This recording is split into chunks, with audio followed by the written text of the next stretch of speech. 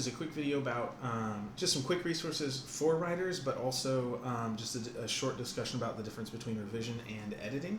I'm going to start with the Writing Center at my college, Chandler Gilbert Community College, and that's going to be where I get some of the resources and just use that as a place to start.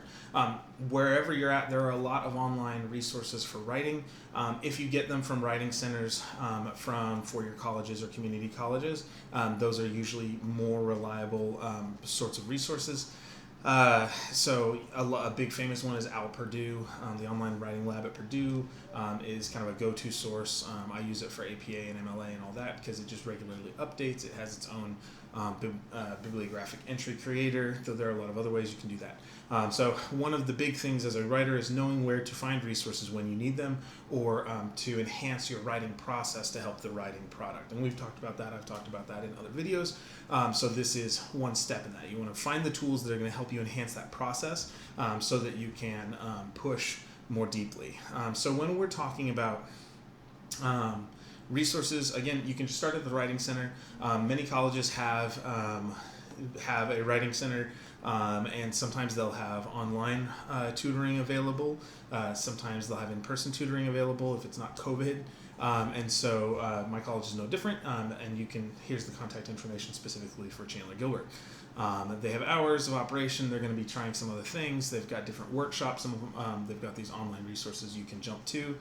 So those are always good things to know. So one reason that we want to think about these things is, again, they're all meant to enhance how we operate as writers. And an experienced writer isn't someone who can just sit down and write everything all at once.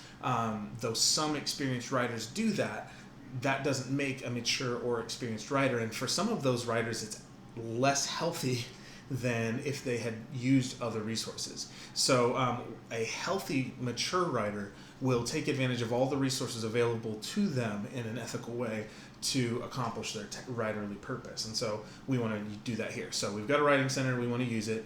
It's not just for people who are struggling to write essays. It's not just for people who need grammar help or someone to go through and do a grammar check. The writing tutors are there for any part of the writing, for any level or proficiency or maturity of writer. And so even the best writers need some form of feedback or some form of help along the way at some point.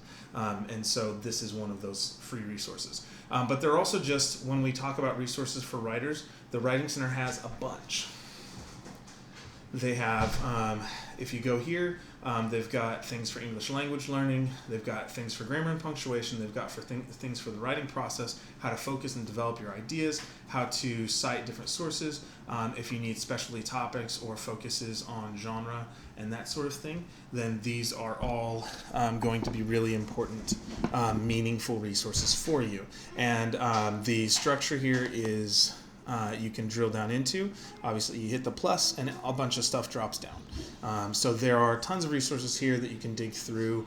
And some of these I have mini videos on, not these specific handouts, but on these kinds of topics. I do have things on thesis statements, but you can get a second second opinion, things on pi.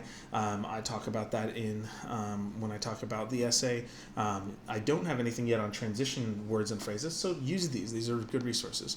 Again, so you want to use those resources. Okay, so some of those are editing resources and some of those are revision resources. The difference is revision, if you look at it, it is taking a second look at the big picture. So if you need to do revision, you are looking at major changes in your process. That's different than editing, where you are looking at sentence level changes to finesse. Those are two different stages. And there's even and editing sometimes will have a few bigger changes within the paragraph, but if you're moving major chunks of a piece of writing around or doing a full redesign or rethinking the whole approach, that is revision. You're having to take a second look at get a new view of the piece with some major thing changing. That could be shifting audience, shifting genre, shifting shifting technology or modality that you have to communicate in, that's revision.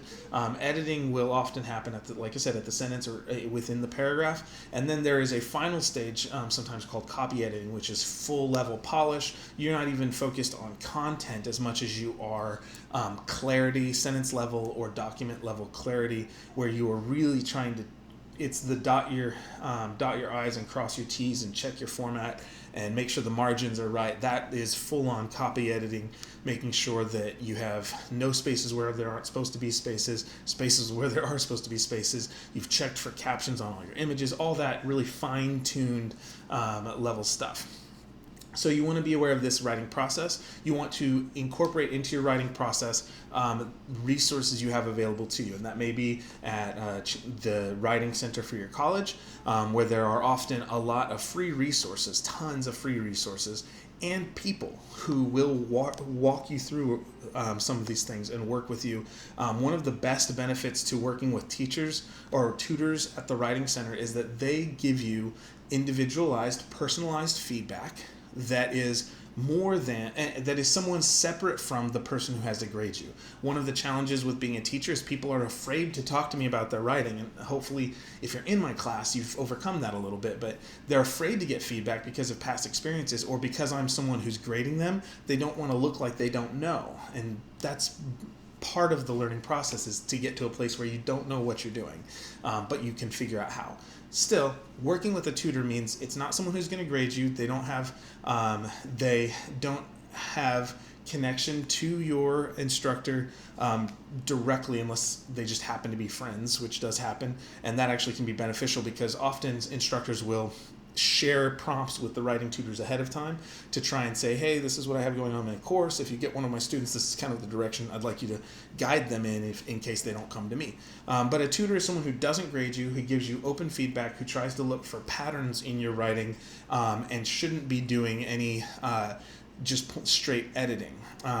A tutor is supposed to, and maybe I'll do a separate video for tutors, but a tutor is supposed to be guiding you through the process, not doing it for you. They're supposed to be doing things like asking questions rather than telling you what to do. And so we have great tutors at the Chandler Gilbert Writing Center. I used to be one of them my first year at CGC. It's a lot of fun, but use the resources there. Pay attention to whether you're revising or editing, and enhance your process that way.